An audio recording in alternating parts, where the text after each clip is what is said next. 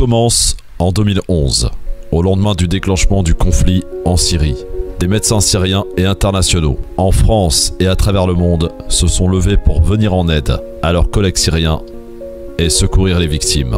Les médecins sont en effet en première ligne du conflit. Les hôpitaux sont détruits par les bombardements. Les médecins tués. Aujourd'hui, le conflit en Syrie est devenu l'une des plus grandes catastrophes humanitaires depuis la Seconde Guerre mondiale selon la Commission européenne. Le 7 janvier 2012, les initiatives françaises des médecins de la diaspora syrienne se fédèrent pour former une organisation internationale. L'UOSSM est née. Notre éthique est celle de la neutralité humanitaire.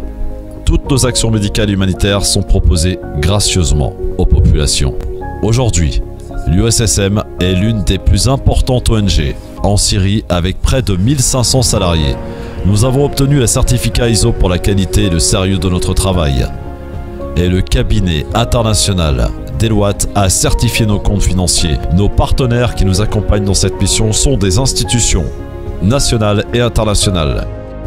Des urgences de la guerre à la santé de demain. Tous nos programmes sont pensés pour pallier les défaillances de systèmes de santé en Syrie et ont vocation à perdurer.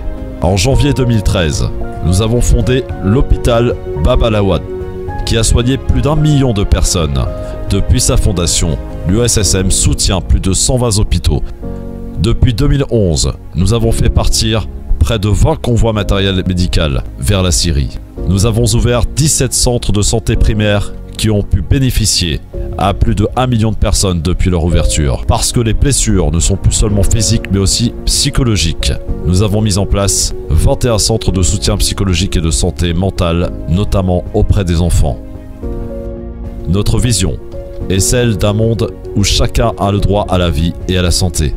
Nous avons donc mis en place des centres de formation comme des accélérateurs de compétences. 17 370 soignants ont été formés, suivis dans nos centres de formation.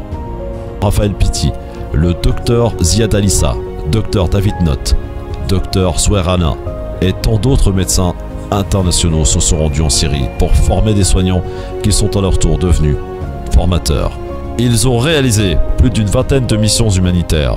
Dans cette visée de développement sur le long terme, l'UOSSM a eu l'idée folle de poser des panneaux solaires sur les hôpitaux. Le projet Syria Solar, le premier du genre en Syrie, a été conçu pour assurer la stabilité électrique des hôpitaux dans le pays.